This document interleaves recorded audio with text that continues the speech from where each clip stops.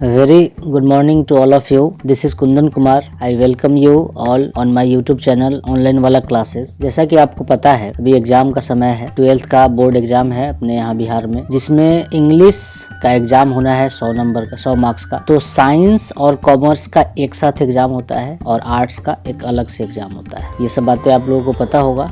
तो साइंस और कॉमर्स का क्वेश्चन एक रहेगा और आर्ट्स वाले इंग्लिश का क्वेश्चन अलग रहेगा. लेकिन सिलेबस के लिए टेंशन नहीं लेना है. दोनों का, तीनों का सिलेबस सेम ही रहता है, चाहे वो ग्रामर सेक्शन से हो चाहे वो बुक सेक्शन से हो. ठीक है ना. तो अभी हम लोग बुक का सीरीज कर रहे हैं. तो बुक में जो बहुत ही इम्पोर्टेंट ऑब्जेक्टिव है, उन्हीं ऑब्जेक्टिव पे हम लोग काम कर रहे हैं चैप्टर वाइज. तो हर एक चैप्टर का हर एक ऑब्जेक्टिव जितना अंदर से अंदर तक निकल सकता है, चैप्टर के अंदर से निचोड़ करके हम लोग आपके सामने रख रहे हैं. तो वीडियो को शुरू से लेकर के लास्ट तक देखिए. एकदम बेहतरीन तरीके से हर एक चीज को डिटेल्ड हम लोग डिस्क्राइब करेंगे, डिस्कस करेंगे. और आज जो हम लोग चैप्टर करने जा रहे हैं पोएट्री सेक्शन से. पोएट्री सेक्शन से पहला नंबर कविता है sweetest love I do not गो, जैसा कि चैप्टर का नाम है. तो ये चैप्टर जो sweetest love I do not गो है ना, इसको कंपोज किया है जॉन डोनी ने. तो जॉन डोनी ये कविता जो है अपने पत्नी के लिए लिखते हैं. उनकी पत्नी का नाम है एनी.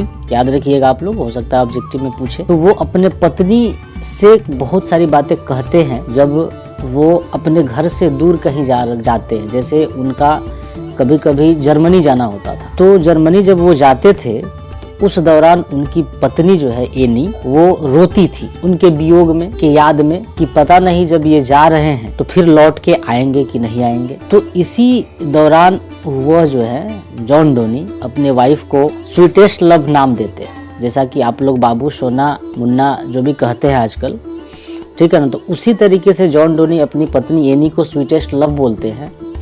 स्वीटेस्ट लव मतलब हे मेरे प्रियतमा, ऐसे करके बोलते हैं वो हम लोगों के लैंग्वेज में, हिंदी में. जैसा कि हम सफ़र, हम राही, ऐसे बोलते हैं आप लोग.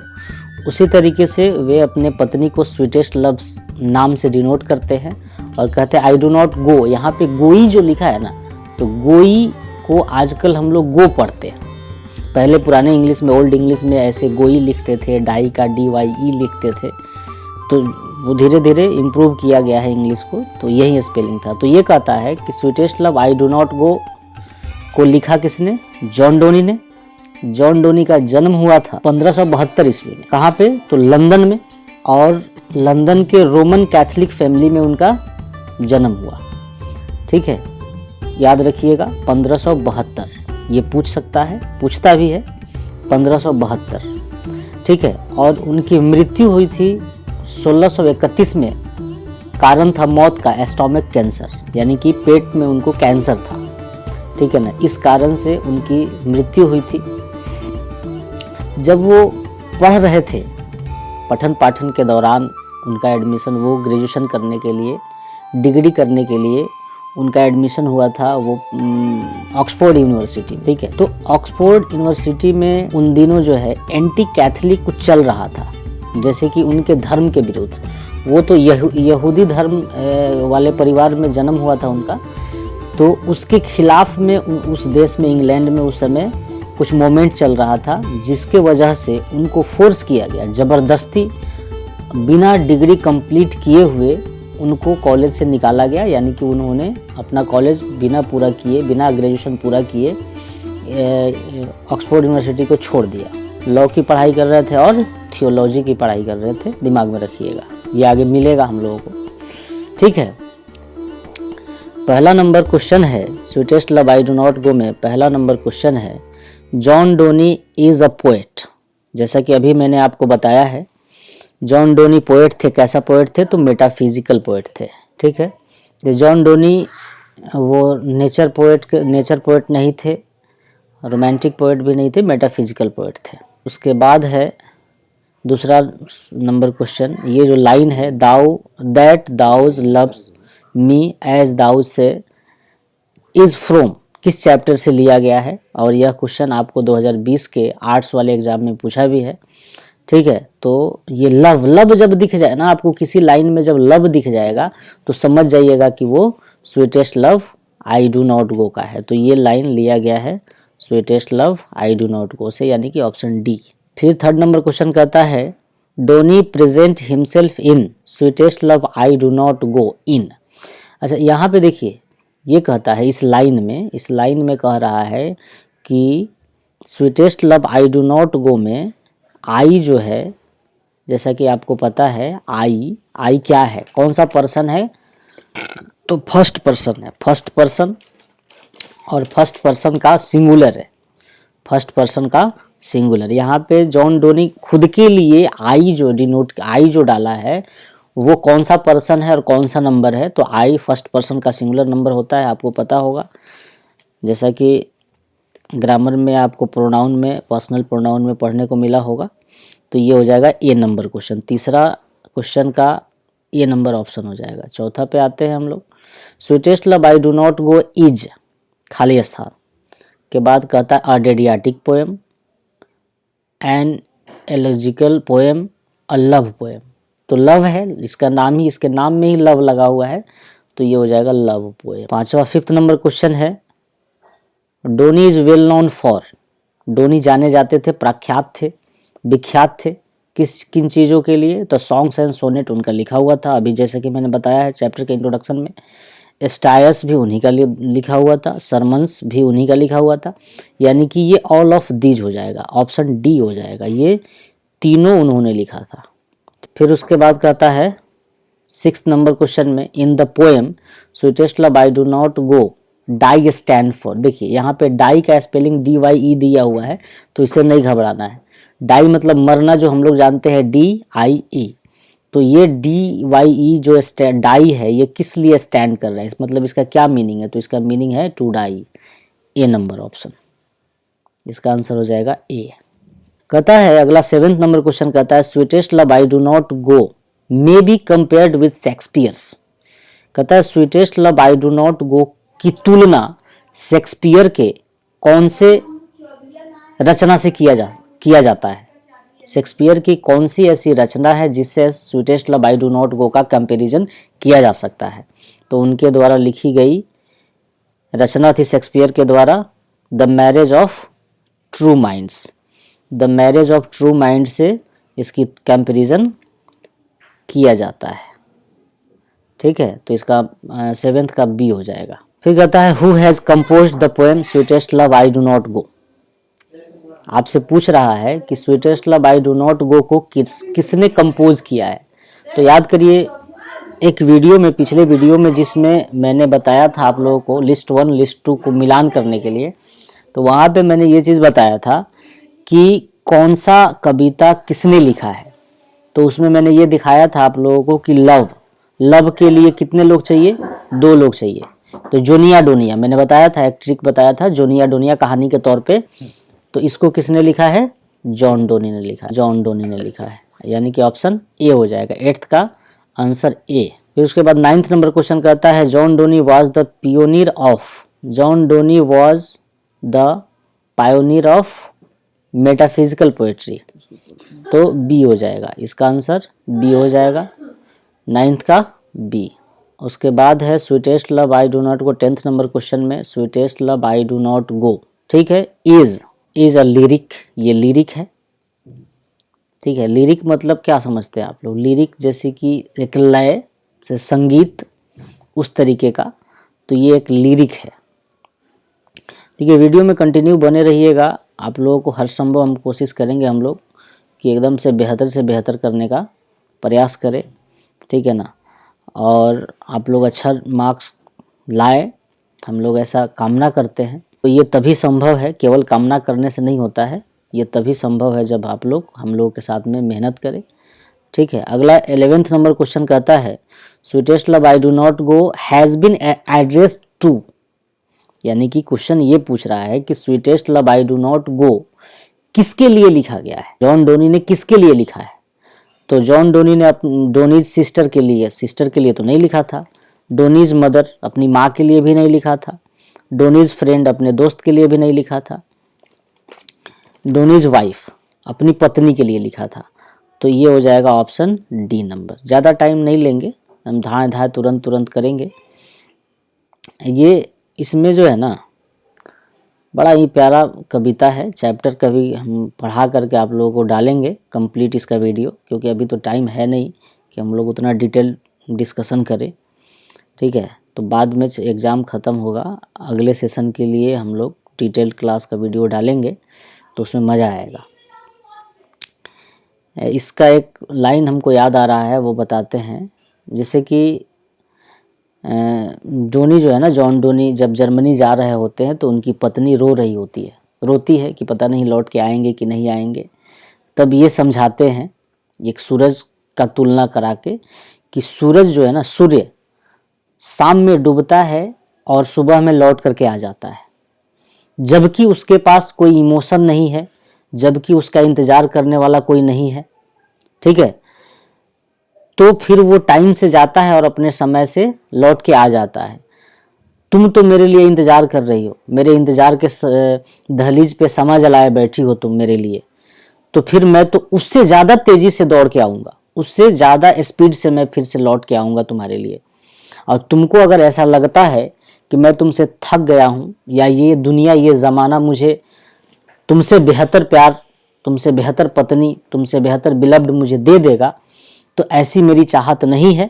मैं तो तुमको रिहर्सल करा रहा हूँ, मतलब ये छोटा छोटा जुदाई जो है, मैं तुमको अभ्यस्त करा रहा हूँ छोटी छोटी जुदाई से, कि ताकि जब मैं कंप्लीट तुमसे जुदा हो जाऊँ, यानी कि जब मेरी मौत आ जाए, तो मेरे मौत के बाद तुम अपनी ज़िंदगी को अच्छे तरीके से जी लो। इसलिए मैं तुमको प्रैक्टिस करा रहा हूँ, छोटा छोटा रिहर्सल करा रहा हूँ मैं। ये छोटी छोटी दूरियां जो है ये तुमको अभ्यस्त करेगी। इस तरीके से उन्होंने वो समझाते हैं अपने वाइफ को, एनी को। आगे 12th नंबर क्वेश्चन पे आते हैं। The occasion of the poem sweetest love I do not go is donee's.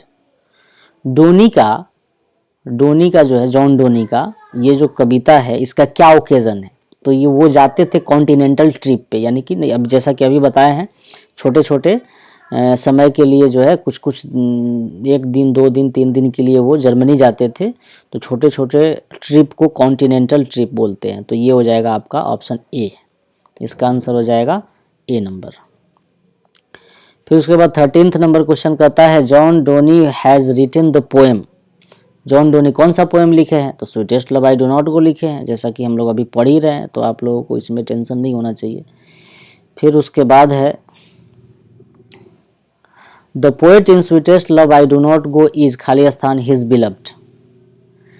कहता है कि ये 14th नंबर क्वेश्चन जो है ये पूछता है कि the poet in sweetest love I do not go, sweetest love I do not go में, यानी कि इस कविता में कवि जो है, कवि अपनी प्रेमिका के लिए क्या रहते हैं? तो टायर्ड तो नहीं रहते हैं, एंग्री भी नहीं रहते हैं क्योंकि प्यार करते हैं, हैप्पी भी नहीं रहेंगे क्योंकि उनकी वाइफ जो है बार बार जब वो जाते थे तो वो रोने लगती थी। अब बताइए कि किसी की वाइफ जिससे वो, उसका हस्बैंड बहुत ज़्यादा प्यार करता हो और उसकी वाइफ रोने लगे, तो फिर वो हस्बैंड कैसा रहेगा? उदास रहेगा। तो सैड, यानी कि इसका ऑप्शन नंबर सी हो जाएगा आंसर, सैड हो जाता है। कहता है 15th number question John Donne is going to. जैसा कि मैंने इंट्रोडक्शन में ही बताया था कि जॉन डोनी कहाँ जाते हैं, अपने लिविंग हिज वाइफ बिहाइंड, अपने पत्नी को छोड़ करके कहाँ जाते हैं? तो शुरू में मैंने बताया था कि जर्मनी जाते हैं वो कॉन्टिनेंटल ट्रिप के लिए, तो यहाँ पे ऑप्शन बी नंबर हो जाएगा, बी हो जाएगा answer, Germany. 16th number question कहता है जॉन डोनी थिंक्स दैट खाली स्थान इज सर्टेन।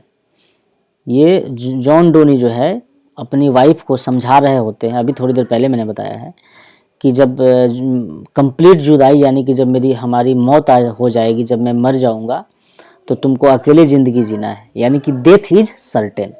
यानी इसमें 16 नंबर क्वेश्चन में हो जाएगा John Donne thinks that death is certain, इसका आंसर हो जाएगा ए। फिर उसके बाद है John Donne wants to go away because he is not tired of.